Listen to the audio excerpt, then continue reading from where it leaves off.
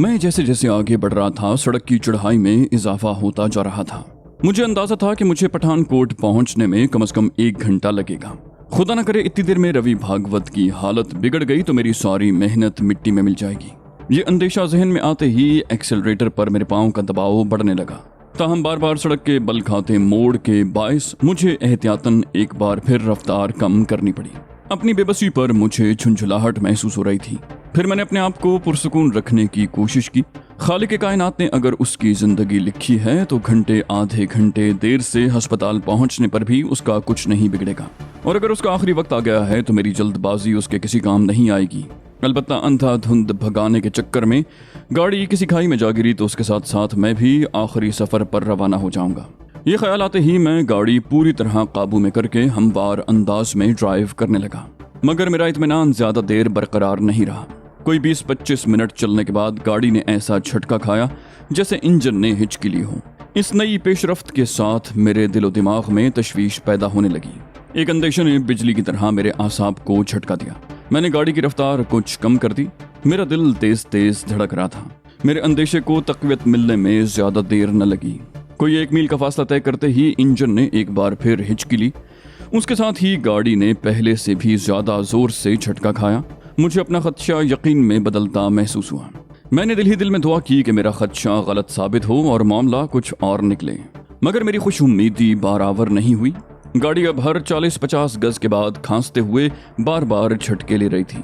तभी मुझे सड़क के बाईं तरफ कुछ रोशनियां नजर आईं। मैं समझ गया कि ये दुर्गा माता मंदिर ही हो सकता है। मेरा वहां रुकने का कोई इरादा नहीं था, मगर रवि भागवत की गाड़ी भी कमबख्त उसी के धर्म की पैरोकार निकली और आखिरी बार खांस कर मंदिर के छोटे से फाटक के ऐन सामने रुक गई। मैंने इग्निशन में चाबी घुमाई, मगर इंजन घूं घूं करके रह गया। दूसरी बार भी उसने मेरे हुक्म की तामील से माजरत कर ली। मैंने एक गहरा सांस लिया और गाड़ी से मजीद जोर आजमाई का इरादा तर्क कर दिया। मजीद छान फटक की जरूरत नहीं थी। गाड़ी का इंजन फ्यूल टैंक में मौजूद तेल का शायद आखिरी कतरा भी चूस कर जला चुका था। अब मैं रात गए उस पहाड़ी जंगल में एक उजाड़ से मंदिर के सामने बेबसी के आलम में खड़ा था। मुझे मालूम था कि पठानकोट तक कोई पेट्रोल पंप मौजूद नहीं है, जबकि इतनी रात गए किसी गाड़ी के वहां से गुजरने का भी बहुत कम इम्कान था। मुझे लगा कि तकदीर हमें घेर कर इस जंगल में ले आई है और ये मंदिर ही रवि भागवत के आखिरी सफर के लिए पहली मंजिल बनेगा। मैंने एक ठंडी आह भरी। कुछ देर स्टीयरिंग पर बैठे रहने के बाद मुझे लगा कि गैब से किसी इमदाद की तवक्को में वक्त बर्बाद करने का कुछ फायदा नहीं है, और कुछ नहीं तो गाड़ी की सीट पर तकलीफदेह हालत में पड़े रवि भागवत को उठाकर मंदिर में ही लिटा दूं। यहाँ से पानी भी मिल जाएगा।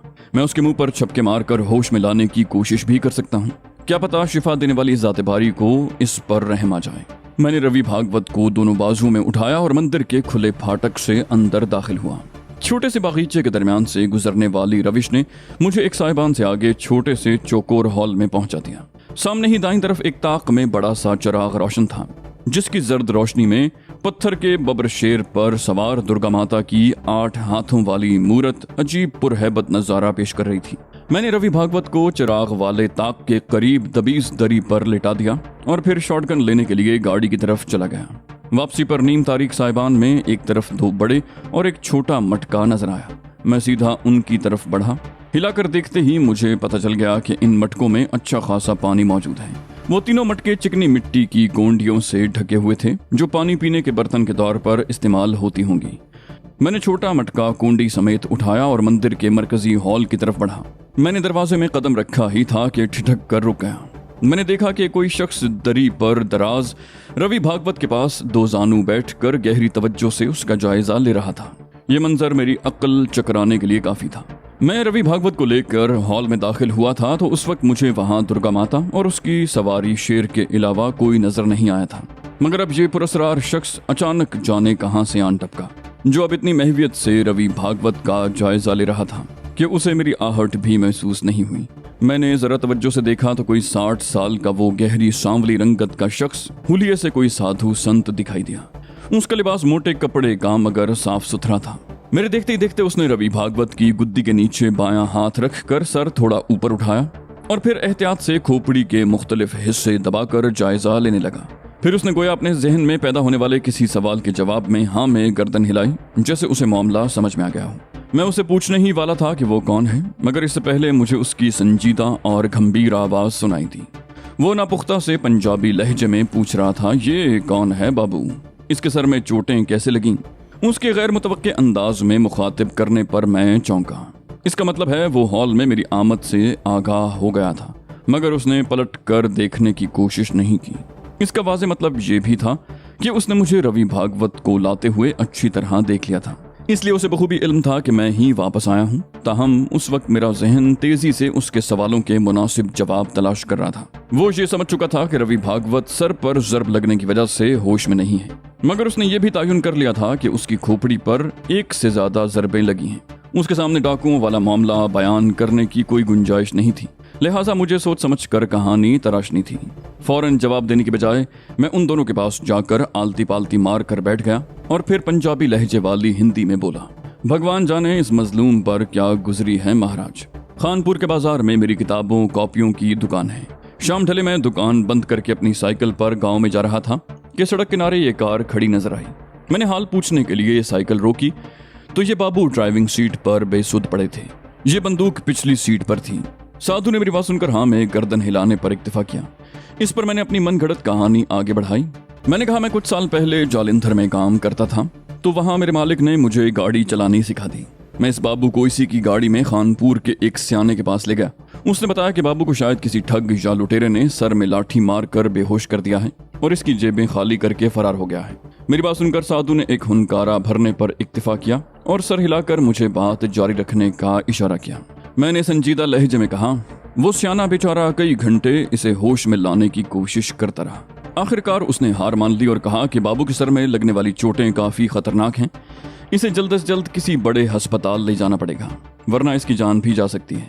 ये सुनकर मैं परेशान हो गया, क्योंकि बड़े अस्पताल तो गुरदासपुर में हैं या फिर पठानकोट में। आखिर मैंने फैसला किया कि इस बाबू की जिंदगी बचाने के लिए इसे पठानकोट ले जाने की कोशिश करूं, मगर यहाँ पहुंचकर गाड़ी का तेल खत्म हो गया और मुझे इसे यहाँ लाना पड़ा। मैंने अपनी तरफ से बात खत्म कर ली। वो शख्स कुछ सानियों तक खामोश रहा, फिर गंभीर लहजे में कहा, उस सियाने ने बिल्कुल ठीक अंदाजा लगाया है, बाबू की हालत वाकई ठीक नहीं है। अगर ये जल्द अस्पताल न पहुंचा तो इसका बचना मुश्किल है। ये सुनकर मुझ पर एक बार फिर इस्तराब का हमला हुआ। मैंने कहा, मगर अब मैं इसे कैसे अस्पताल पहुंचाऊं? गाड़ी में पेट्रोल की एक भी बूंद नहीं है और रात के वक्त इस पहाड़ी सड़क पर कोई मजबूरी के आलम में ही सफर करता होगा। मेरी बात सुनकर उसने हाँ में गर्दन हिलाई। बोला, अटमताल जंगल तेंदुओं के कम से कम 3 खानदानों का मस्कन है। ये दिन में तो घने जंगल में अपने ठिकानों पर छुपे रहते हैं, मगर रात होते ही शिकार के लिए निकल पड़ते हैं। रात को इस सड़क पर सफर करने वालों ने कई बार उन्हें सड़क के आसपास मटर गश्त करते देखा है, इसलिए बहुत कम लोग रात को इस सड़क पर सफर करने की जुर्रत करते हैं। मैंने हकीकी परेशानी के साथ कहा, यानी बाबू को अस्पताल पहुंचाने और उसकी जिंदगी बचाने के लिए अब कुछ नहीं किया जा सकता। उसने हाँ या ना में जवाब देने की बजाय उसी गंभीर लहजे में कहा, देखो भाई, तुमने मुझे बताया है कि तुम्हारी जिंदगी शहरों में गुजरी है, इसलिए मुझे नहीं पता कि तुम देसी तरीका इलाज के कारगर होने पर कितना यकीन रखते हो, मगर इन हालात में बाबू की जिंदगी बचाने के लिए बड़े बूढ़ों से हम तक पहुंचने वाले देसी इलाज के नुस्खे आजमाने के सिवा हमारे पास कोई रास्ता नहीं। मैं कोई बाकायदा वेद या हकीम नहीं हूँ, मगर उम्र के इस तवील सफर में कुछ न कुछ सीखने का मौका मिल ही गया। अगर तुम्हें एतराज ना हो तो मैं अपनी सी कोशिश करके देखता हूँ। मुझे अपने पर उतना भरोसा नहीं, मगर ये सोचकर हिम्मत बंध गई है कि दुर्गा माता ने शायद इस मजलूम को नई जिंदगी देने के लिए ही यहाँ बुलवाकर अपने कदमों में जगह दी है। मैं उसकी खुशअकीदगी पर कोई तबसरा मुनासिब ना समझा। मजहबी फर्क से कतई नजर वो बज़ाहिर काफी समझदार और भलामानस लग रहा था, और उसने अभी तिब्बी मामलात में अपनी जिस समझबूझ का मुजाहिरा किया था उसकी रोशनी में तो वो मेरी नजरों में यकलख्त बहुत अहमियत इख्तियार कर गया था। जड़ी बूटियों के बारे में अपने सरसरी और सतही इल्म की बदौलत मुझे ये यकीन था कि मर्ज की दुरुस्त तशखीस और फिर मौजू दवा बर वक्त मिलना मौजज़ाती असर दिखा सकता है। मैंने एहसानमंदी के इजहार की खातिर मुखातिब करने के लिए उसका नाम दरियाफ्त किया। उसने रवि भागवत की शह पर अंगुश्त शहादत रखते हुए जवाब दिया। बोला, मैं कीर्ति कुमार हूँ, सोनीपत में मेरे 12 बीघे जमीन है, मगर मुझे खेती बाड़ी से दिलचस्पी नहीं है, इसलिए फसल की आधी आमदनी के इवज अपने बहनोई को सौंप रखी है और मुकम्मल फरागत की जिंदगी गुजार रहा हूँ। पिछले 1 माह से ये मंदिर ही मेरा ठिकाना है। पुजारी विक्रम वर्मा ने मुझे अपना मेहमान बना रखा है। आज वो एक ब्याह कराने पहाड़ी से उतरते ही वाके एक बस्ती नंगाल गए हुए हैं और आज रात मैं मंदिर में अकेला हूँ। ये कहते हुए वो उठ खड़ा हुआ। बोला, मैं बाबू के लिए दवा का बंदोबस्त करके बस थोड़ी देर में वापस आता हूँ। मैं जिस तरह की जिंदगी का आदी हो चुका था, उसकी वजह से कीर्ति महाराज के इस तरह रुखसत होने से मुझे बेसकूनी का एहसास हुआ। मगर मैंने बिला जवाब शक करने पर खुद को सरजनिश की। यहाँ मेरे लिए बज़ाहिर दूर दूर तक कोई खतरा मौजूद नहीं था। ताहम जब कीर्ति महाराज ने वापसी में मेरे अंदाजे से ज्यादा देर लगा दी तो जहन के किसी गोशे में बिला इरादा इज़्तिराब पनपने लगा। बिलाखिर मैंने अपने इत्मीनान की ठान ली और उठ खड़ा हुआ। मैंने शॉटगन एक बार फिर शाने से लटका ली थी, मगर तभी दरवाजे की तरफ से आहट सुनाई दी। मैंने जल्दी से पहले अपनी वाली जगह बैठने का सोचा, मगर उसकी गुंजाइश नहीं थी, लिहाजा मैं वहीं ठहर गया। कीर्ति महाराज ने मुझे बंदूक समेत खड़े देखा तो हैरानी से पूछा, कहाँ जा रहे हो बाबू? मैंने फौरी जवाब तराशते हुए पुरसुकून लहजे में कहा, मैं आप ही की तलाश में आने वाला था। दरअसल अभी कुछ देर पहले बाबू ने थोड़ी थोड़ी देर के वक्फे से 2 हिचकियां ली हैं। मैंने सोचा आपका इंतजार करने की बजाय खुद ढूंढ कर इसकी कैफियत बता दूं। यह सुनकर कीर्ति महाराज ने आहिस्तगी से सर हिलाया और फिर अपने हाथ में मौजूद मिट्टी के एक कटोरे की तरफ इशारा करते हुए कहा, गंधकी, नमक और चीनी तो मुझे वर्मा जी की कुटिया से मिल गए, मगर पहाड़ी तंबाकू के फूल तोड़ने के लिए पिछले वाले जंगल की तरफ जाना पड़ा। हवा की वजह से दिया 2 बार बुझा था। कुछ देर उन्हें कूटने, पीसने, उबालने और काढ़ा ठंडा करने में लग गई, मगर भगवान का शुक्र है कि काढ़ा बहुत अच्छा बना है। भगवान ने चाहा तो पहली खुराक से ही फायदा होगा। उसके लहजे में बला का एतमाद था। मैंने भी उसकी मौलिजाना महारत के एतराफ के इजहार के लिए तीनों अद्वियाती अज्जा के नाम दोबारा पूछे। मेरी दिलचस्पी महसूस करते हुए उसने बताया कि गंधकी नमक का अंग्रेजी नाम नाइट्रम सल्फेट है, जिसे सोडियम सल्फेट भी कहते हैं, जबकि पहाड़ी तंबाकू का पीला फूल अंग्रेजी में आर्निका कहलाता है। मैंने कीर्ति महाराज की गैर रस्मी शागिर्दी इख्तियार कर ली और रवि भागवत को लकड़ी के चमचे से दवा पिलाने में मदद दी। फिर उसने ये जिम्मेदारी मुकम्मल तौर पर मुझे सौंप दी और आर्निका के बचे हुए फूलों का मरहम बनाने के लिए एक बार फिर मंदिर के पुजारी की कुटिया की तरफ चल दिया। वो शख्स रवि भागवत के इलाज में इतनी गहरी दिलचस्पी ले रहा था कि जैसे किसी अपने करीबी अजीज की जिंदगी बचाने की कोशिश कर रहा हो। ये देखकर मेरे दिल में उसकी इज्जत में मुसलसल इजाफा हो रहा था। मैंने अभी अद्वियाती महलूल की चंद ही खुराकें रवि भागवत को पिलाई थी कि कीर्ति महाराज वापस लौट आया और उसके हाथ में मिट्टी की एक छोटी सी कटोरी थी जिसमें पतला सा जर्दी माइल मरहम मौजूद था। खुशबू ने फौरन बता दिया कि वो मरहम सरसों के तेल में तैयार किया गया है। कीर्ति महाराज मेरी रान पर नीम दराज रवि भागवत के सरहाने बैठ गया और अपने दाएं हाथ की उंगलियां पहाड़ी तंबाकू के फूलों और सरसों के तेल पर मुश्तमिल पतले से मरहम में भिगोकर नरमी से रवि भागवत के बालों की जड़ों में जज्ब करने लगा। बिलाखिर वो अपने काम से फारिग होकर मुतमईन लहजे में बोला, अब 2.5-3 घंटे के बाद इन्हें बचा हुआ काढ़ा भी पिला देंगे और फिर सोने के लिए छोड़ देंगे। भगवान ने चाहा तो सवेरा होने तक बाबू की हालत संभल जाएगी। मुझे इनकी नफ्स तो पहले ही काफी बेहतर लग रही है। मैंने ये सुनकर दिल ही दिल में खुदा से उसकी बात सच कर देने की इल्तिजा की। तभी कीर्ति महाराज ने मुझे मुखातिब करके कहा, तुम भी 2-4 घंटे सो जाओ बाबू, मैं तुम्हें तकिया ला कर देता हूँ। मैंने शुक्रिया के साथ उसकी पेशकश कबूल कर ली। वो फौरन ही पुजारी की कुटिया की तरफ चल दिया और थोड़ी ही देर के बाद एक गंदा सा तकिया लाकर मुझे पेश किया। मैंने इस इनायत पर इजहार तशक्कुर किया। ताहम तेल से चिकट तकिए में बसी महक नजरअंदाज करके सोना मुझे लगभग नामुमकिन लग रहा था। फिर भी मैंने कीर्ति महाराज की मौजूदगी में तकिए पर सर टिकाए रखा, मगर वो किसी खास जल्दी में नहीं लग रहा था। उसने एक बार फिर रवि भागवत की हालत का बगौर जायजा लिया और फिर मुतमईन अंदाज में सर हिलाते हुए बोला, मेरा अंदाजा गलत नहीं है तो बाबू पौ फटने से पहले होश में आ जाएगा। ये तेजी से खतरे की हद से बाहर आता जा रहा है। मैंने एक बार फिर दिल ही दिल में उसके अंदाजे दुरुस्त होने की दुआ की। कुछ तवक्कुफ के बाद उसने कोई तीसरी बार लगभग लालच भरी नजरों से दीवार के साथ टिक लगाकर खड़ी शॉटगन का जायजा लिया। वो शायद हाथ में लेकर उस हथियार का जायजा लेना चाह रहा था, मगर मुझसे कहने से झिझक रहा था। मैंने खुद उसकी मुश्किल आसान करने का फैसला किया। मैंने हाथ बढ़ाकर शॉटगन अपनी गिरफ्त में ली और फिर दोनों नालियों से कारतूस निकालकर उसे कीर्ति महाराज की तरफ बढ़ा दिया। उसने पुरश्तियाक अंदाज में बंदूक लपक ली। मुझे देखकर हैरत हुई कि वो खासे माहिराना अंदाज में हथियार का जायजा ले रहा था। जब उसने लोड करने के अंदाज में नालें खोली और उनका अंदर से जायजा लिया तो मुझे यकीन हो गया कि वो माजी करीब या बैद में कसरत से ये हथियार इस्तेमाल करता रहा है। मेरे अंदाजे की फौरन ही तस्दीक हो गई। उसने शॉटगन से नजरें हटाते हुए मुझे मुखातिब किया। बोला, बंदूकें बनाने में विंचेस्टर कंपनी का जवाब नहीं, और इस 21 मॉडल शॉटगन ने तो सारी दुनिया में लोगों के दिल जीत रखे हैं। मेरा दिल इसकी तरफ झुक रहा था कि किसी जमाने में मेरे पास भी यही बंदूक हुआ करती।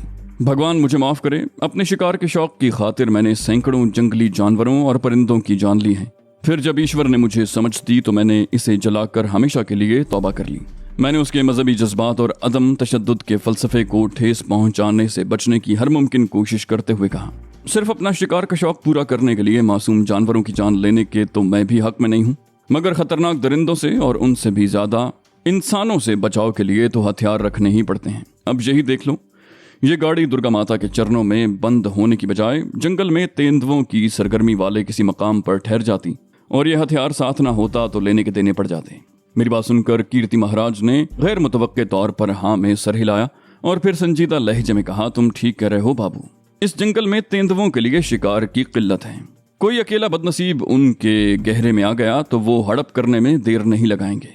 मुझे ये मंदिर और ये इलाका बहुत पसंद है, इतना कि मेरा बस चले तो मैं हमेशा के लिए यहीं बस जाऊं, मगर इन तेंदुओं की वजह से मैं दिन में भी जंगल में ज्यादा दूर तक घूमने फिरने नहीं जाता और रात को तो समझो मंदिर से कदम निकालने की हिम्मत नहीं होती। मैंने उसके खदशे की तायद की और साथ ही उसके लहजे में पोशीदा पैगाम भी समझ लिया। मैंने उसकी तरफ से बढ़ाई गई शॉटगन थाम ली और उसकी दोनों नालियों में एक बार फिर कारतूस भर के उसे अपने सरहाने दीवार के सहारे खड़ा कर दिया। ताहम मैं उसका सेफ्टी कैच लॉक करना नहीं भूला। कुछ देर मजीद ठहर कर कीर्ति महाराज ने सवेरे मुंह अंधेरे एक बार फिर हाजिर होने का यकीन दिलाया और गालिबन पुजारी की कुटिया की तरफ चल दिया। उसके जाते ही मैंने तकिया एक तरफ फेंका और अपना बाजू सर के नीचे रख कर लेट गया। इसी हालत में न जाने कब मेरी आंख लग गई। मुझे सोए हुए शायद 1.5-2 घंटे हुए थे कि कानों में पड़ने वाली किसी आवाज से मेरी आंख खुल गई। मैं तेजी से उठकर बैठ गया और मेरे हाथ ने खुद ब खुद सरहाने की तरफ इस्तादा शॉटगन का दस्ता गिरफ्त में ले लिया। तभी मुझे वो आवाज एक बार फिर सुनाई दी। इस असना में मेरे होशो हवास बहाल हो चुके थे, लिहाजा मैंने वो आवाज फौरन पहचान ली। उसके साथ ही मेरा दिल खुशी से नाच उठा। ये रवि भागवत के कराहने की आवाज थी। इसका मतलब था कि वो होश में आ चुका है। मैंने शॉटगन पहले वाली जगह खड़ी करते हुए रवि भागवत का जायजा लिया। वो वाकई होश में आ चुका था और उसकी खुली आंखें कमरे की छत पर जमी हुई थीं। फिर उसने गालिबन गर्दन मोड़ने की कोशिश की। उसके साथ ही वो एक बार फिर कराहा। मैं जल्दी से उसके पास पहुंचा और फिर नरमी से उसकी पेशानी छूकर पूछा, अब कैसी तबीयत है रवि बाबू? उसने चौंक कर मेरी तरफ देखने की कोशिश की और एक बार फिर कराहा। मुझे लगा कि जैसे उसे मुझे पहचानने में मुश्किल पेश आ रही है। इस पर मैंने नर्म लहजे में कहा, मैं शमशेर सिंह हूँ रवि बाबू, ध्यान सिंह का मामा और मैनेजर। आपके सर में चोटें लगी थी, अब कैसी तबीयत है आपकी? उसने धीमे कमजोर लहजे में कहा, शमशेर सिंह? फिर उसने यकलख्त चौंक कर कहा, मगर आप यहाँ कैसे? और वो डाकू कहाँ गए? ये कहकर उसने एक बार फिर गर्दन घुमाकर आसपास का जायजा लेने की कोशिश की। वो फिर से कराहा, मगर तकलीफ के बावजूद मंदिर के अंदरूनी हिस्से का बगौर जायजा लेकर ही माना। फिर उसने हैरत भरे लहजे में कहा, ये तो दुर्गा माता का मंदिर है। मुझे बताएं मैं अपने घर से यहाँ कैसे पहुंच गया? और वो डाकू कहाँ हैं? उनमें से एक बदमाश ने मेरे घर में पिस्टल का बट मेरे सर पर मारा था और दूसरे ने शॉटगन। तभी उसकी नजर दीवार के साथ खड़ी शॉटगन पर पड़ी। उसके साथ ही उसकी आंखें खौफ से फैल गईं। बोला, ये तो वही शॉटगन है। क्या तुम डाकुओं के साथी हो? मेरा दिल चाहा कि उसकी अहमकाना बातों पर कहकहा लगाऊं और उसकी गलत फहमी से भरपूर अंदाज में लुत्फानंदोज होने के लिए उस डाकू वाली कहानी को मजीद तूल दूं, मगर मुझे खदशा था कि कीर्ति महाराज रवि भागवत को काढ़े की मजीद खुराक पिलाने के लिए किसी भी लम्हे आन टपकेगा। लिहाजा मैंने संजीदा लहजे में कहा, आपने ठीक पहचाना रवि बाबू, ये शॉटगन डाकुओं की ही है, मगर मैं डाकू नहीं हूँ, बल्कि मैं आपको उनकी कैद से छुड़ा कर लाया हूँ। ये शॉटगन मैंने उन्हीं डाकुओं से छीनी है। मेरी बात सुनकर रवि भागवत को हैरानी का शदीद झटका लगा। उसके तासुरात बता रहे थे कि वो दावे की सच्चाई तस्लीम करने के हवाले से गुमगू का शिकार है। लिहाजा मैंने उसे यकीन दिलाने के लिए आज रात के तमाम वाकयात मुख्तसर अल्फाज में लगभग जूं के तूं सुना दिए।